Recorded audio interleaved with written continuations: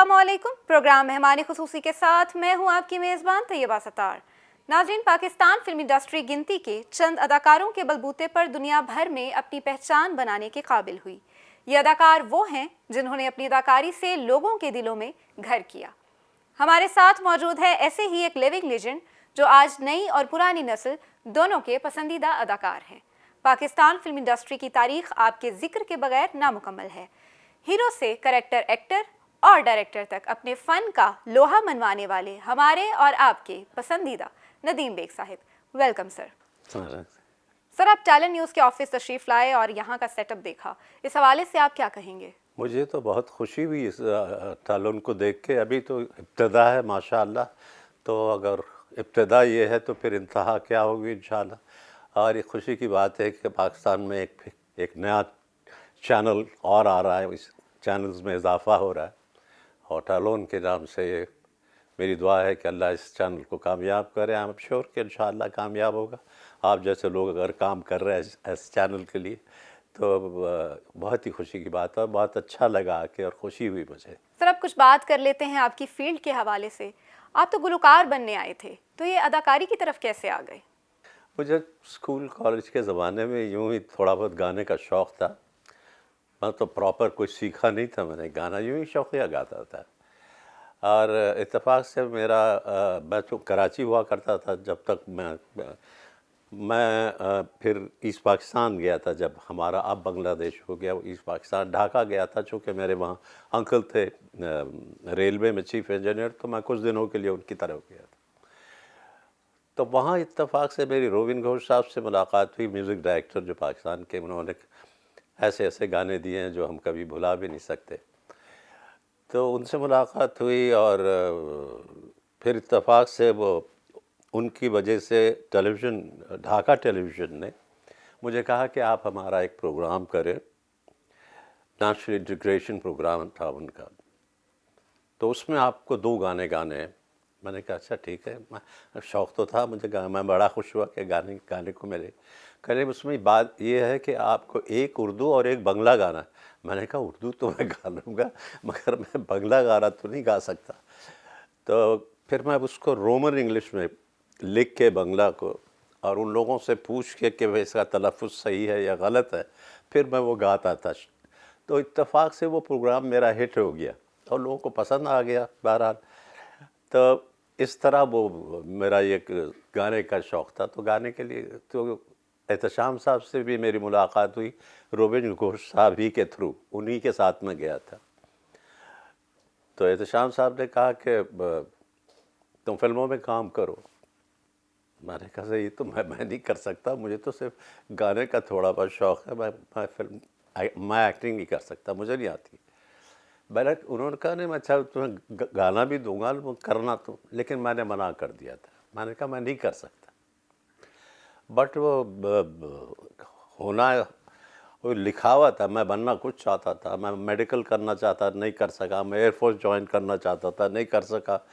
बहरहाल वो एक्टिंग मैं नहीं करना चाहता था, वो मुझे करनी पड़ी। और सारी ज़िंदगी एहतशाम साहब ने मुझे इंट्रोड्यूस किया। पहली फ़िल्म मेरी चकोरी थी और जब वो कर रहा था तो मैं यही सोच रहा था कि ये मैं क्या कर रहा हूँ। मुझे कुछ समझ में नहीं आता था। वो जो बोलते थे मैं करता रहता था, बोलते रहता।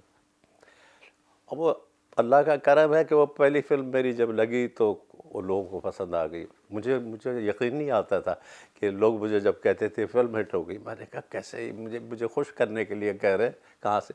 फिर मेरे यहाँ से फ़ोन आए दोस्तों के कि भाई तुम्हारी फ़िल्म देखी बहुत अच्छी। तो मुझे थोड़ा बहुत लगा कि अच्छा शायद वाकई हिट हो गई। जब मैं ख़ुद आया कराची, उस वक्त मैं ढाका में था, चूँकि उस चकोरी के रिलीज़ से पहले ही मुझे दूसरी फ़िल्म छोटे साहब मिल गई थी जो एहतशाम साहब के भाई की थी। उन्होंने मेरे रशेस देख के उन्होंने मुझे वो, अब मैं उसकी शूटिंग कर रहा था तो मुझे इसकी इत्तला मेरी चकोरी की कि हिट हो गई। मैंने कहा मुझे ऐसे ही खुश करने के लिए कर रहे थे। लेकिन बाकी वो फिर वो अल्लाह का करम हुआ कि वो फिल्म हिट हो गई और फिर उसके बाद दूसरी लगी, वो भी हिट हो गई। मैं खुद सोचता था कि मैं कहाँ से एक्टर बन गया, कैसे बन गया। लेकिन वो एक कहते हैं ना नथिंग, कहते हैं ना समथिंग इज़ डेस्टिन्ड। जो आप किसी चीज़ के लिए آپ کرنا کچھ چاہتے ہیں لیکن آپ کی ڈیسٹینیشن قدرت کچھ اور چاہتی ہے. تو بہرحال وہ کرتے کراتے فلموں میں آ گئے، فلموں میں کرتے رہے اور اللہ کے فضل سے فلمیں چل گئی، لوگوں کو پسند آئی. سب سے بڑی بات تو یہ ہوتی کہ ہمیں بنانے میں عوام کا ہاتھ ہوتا. فلم میکرز تو ہمارے پیچھے ہوتے ہی ہیں جن کی وجہ سے ہم سامنے آتے ہیں عوام کے، لیکن ہمیں ہٹ کرانے میں عوام کا ہاتھ ہوتا جو دیکھتے ہیں. تو ان کی پسند اور پھر فلم میکرز، ہم لکی تھے کہ جس دور میں پاکستان میں آیا اس دور میں پاکستان انڈسٹری میں makers, writers, poets, music directors, singers, یہ سب ایسے تھے جن کی وجہ سے ہم آج یہاں بیٹھے ہوئے. ان کی شاعری، ان کی آوازیں، ان کے ڈائلاگز، ان کی ڈائریکشن، ان کی پروڈکشنز، اس سب چیزوں نے ہمیں آگے بڑھایا. اور ہمارے کریئر میں بہت سے لوگوں کا دخل ہے. وہ سب ہمارے ساتھ اگر نہیں ہوتے تو آج ہم یہاں بیٹھے ہوئے ٹیلون میں باتیں نہ کر رہے ہوتے. سر یہ بتائیے کہ فلموں میں آپ جتنے رومانٹک نظر آتے ہیں، کیا حقیقی زندگی میں بھی اتنے ہی رومانٹک ہیں؟ نہیں، وہ تو خیر فلموں میں تو اس کام کے پیسے ملتے تھے نا، تو ہمیں تو لگنا ہی پڑتا تھا. لیکن رومانٹک تو ہر انسان ہوتا ہے، ہر انسان میں رومانس کا ایک پہلو تو ہوتا ہی ہے. اگر رومانس نہ ہو تو انسان نہیں جانور ہو جائے. تو مگر فلموں کا جو رومانس ہے وہ پروفیشنل رومانس ہوتا ہے، وہ پیڈ رومانس ہوتا ہے. اس کو آپ حقیقی رومانس سے نہیں ملا سکتے. سر آپ کا شمار اپنے دور کے خوبصورت ترین ہیروز میں ہوتا ہے، اس کے باوجود آپ کا کوئی اسکینڈل نہیں بنا. یہ آپ کی احتیاط پسندی تھی یا سستی؟ نہیں، وہ اتفاق بات یہ ہوئی کہ اسکینڈلس تو بنے تھے ایک آدھ، لیکن وہ ایسے نہیں بنے کہ پھیل جاتی باتیں. کیونکہ میری شادی جو ہے وہ میرے فلموں میں آنے کے کچھ سال، 1.5 سال بعد ہی ہو گئی تھی. تو اس وجہ سے بھی شاید میں اسکینڈل سے بچ گیا، ورنہ ہو سکتا تھا میرے نام پہ بھی کافی اسکینڈلز ہوتے. سر آپ نے اپنی پہلی پنجابی فلم مکھڑا میں میڈم نور جہاں کے ساتھ ڈویٹ گایا. آپ کے جذبات کیا تھے؟ تجربہ کیسا تھا؟ وہ مجھے ایم اشرف تھے میرے فلم کے میوزک ڈائریکٹر. تو وہ کہنے لگے میڈم کے ساتھ آپ یہ گانا گائے. میں نے کہا بھائی میڈم کے ساتھ میں کھڑا ہو کے گا نہیں سکتا. کہاں میڈم ایک سنگر اور میں کہاں، میں تو یہ پیدل سنگر ہوں، میں نہیں گا سکتا.